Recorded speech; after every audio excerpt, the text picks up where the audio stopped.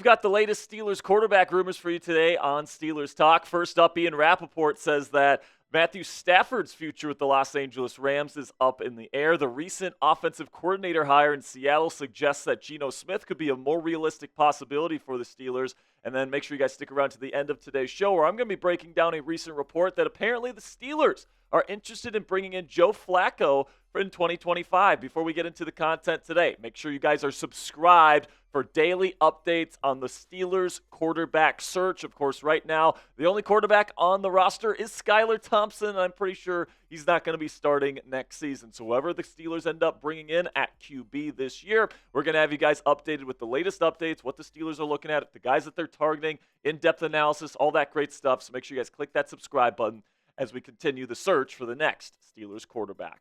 So let's start here with Matthew Stafford, where NFL Network's Ian Rappaport says that Stafford's future with the Rams is up in the air and that a trade is not impossible for the former Super Bowl champion quarterback.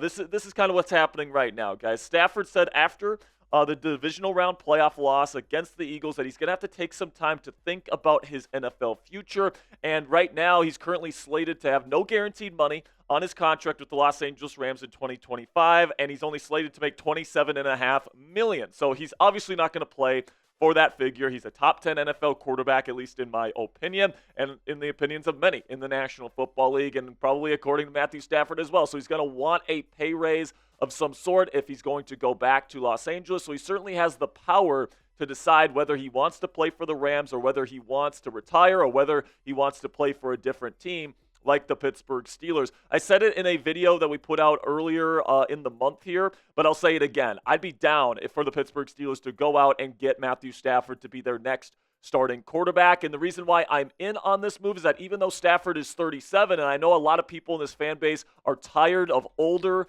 quote-unquote, retread quarterbacks, and they want somebody younger, Stafford is the only top 10 quarterback that is an established top 10 guy that the Steelers could feasibly get this offseason if the Rams do make him available via trade. I think if the Steelers want to really try and get Cam Hayward, TJ Watt, Minkah Fitzpatrick, all these guys that they're trying to get a ring for over the next 2 seasons before Cam Hayward retires, I think that Matthew Stafford gives this team the best possible chance out of all the somewhat realistic options out there for this football team. And you take a look at what the Steelers are looking for in their starting quarterback. They're looking for experienced playoff veteran. Check that box for Matthew Stafford. Scheme fit with Arthur Smith. Check that box. He's one of the best in football, throwing the ball over the intermediate part of the field, over the middle of the field as well. Then also, can he play in the AFC North conditions? He just played a really good football game, by the way, with bruised ribs in a playoff game and a snow game versus the Philadelphia Eagles in Philly. So check that box. High-end downfield passer, has some of the best arm talent in the game. Check that box. And someone who protects the ball.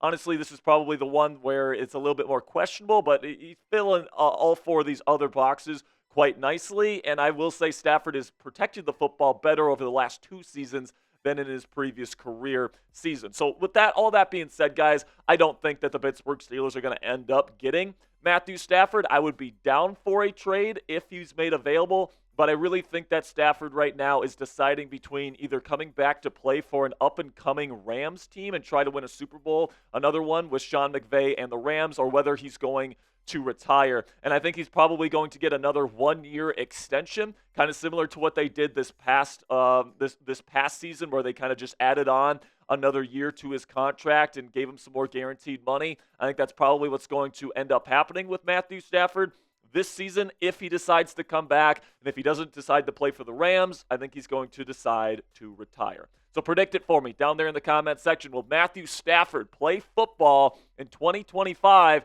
And if he does, what team do you think he plays for? For me, I think he either plays for the Rams or he plays for nobody. Let me know what you guys think down there in the comment section. In just a second here, I'm going to tell you about our sponsor today at Game Time. And while I'm talking about Game Time today, go down there, find that pinned comment at the top of the comment section, and let me know what you guys think.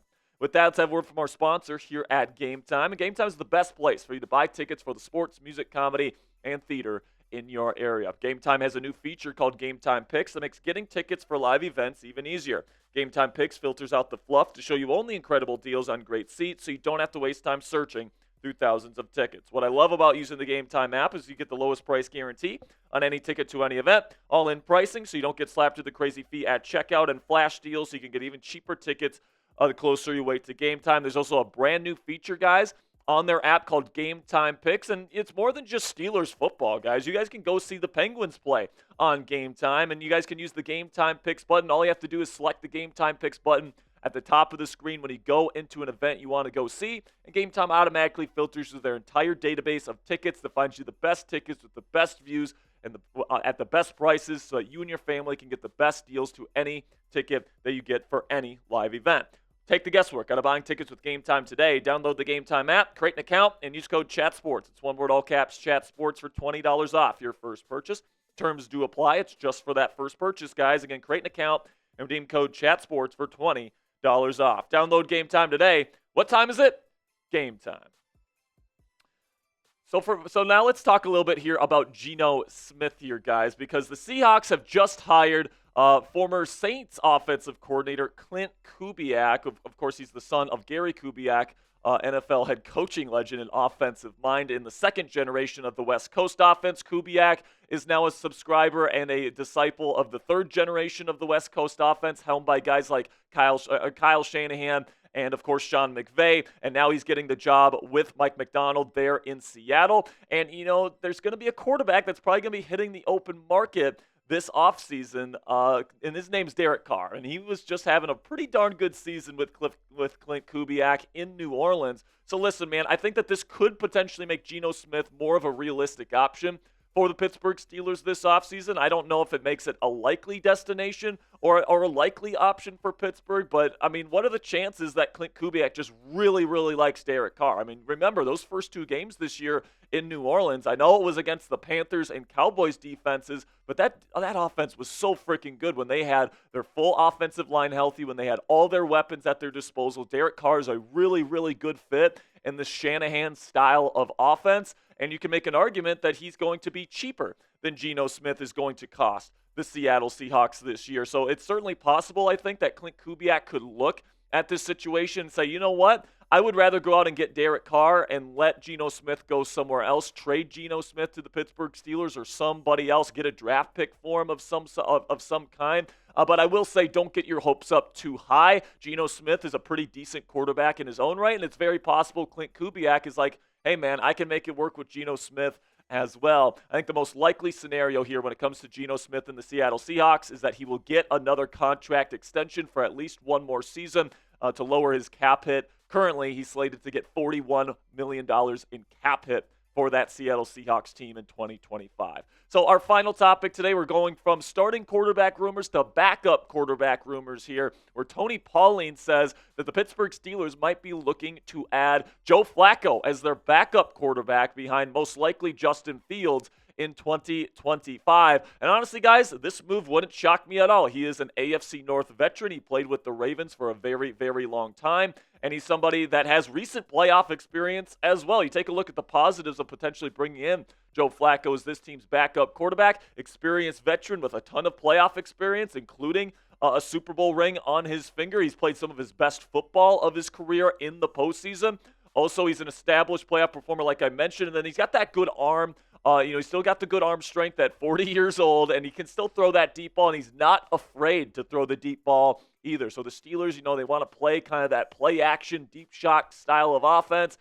Joe Flacco can certainly play that style of offense if they can fix the run game here in Pittsburgh. But the negatives, the age is certainly going to be a factor. At some point, Father Time is going to be catching up to Joe Flacco here. Also, he provides no mobility whatsoever, so if this offensive line isn't up to snuff in the pass protection department, he's going to be kind of living in hell if he's playing for the Pittsburgh Steelers next year. And then also too many turnovers. He's very aggressive. He does throw the ball down the field, but he does throw way too many interceptions. He showed that this year with the Indianapolis Colts. He showed that when he won Comeback Player of the Year somehow with the Cleveland Browns 2 years ago.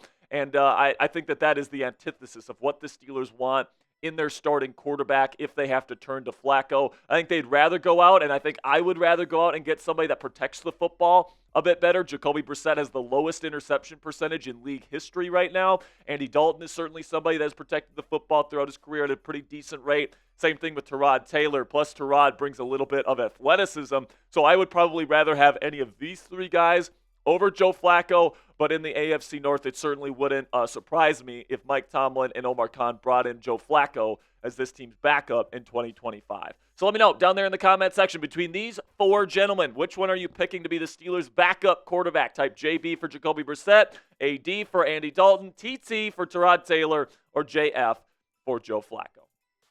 Thanks for stopping by today, guys. Make sure you click that subscribe button if you haven't already for more Steelers quarterback rumors throughout the offseason until they make a move at this position. Also, Coop and I, we're going to be going live on Steelers Talk Live later this afternoon, starting at 5:30 p.m. Eastern Time, where we're going to have you covered with more Steelers content this afternoon.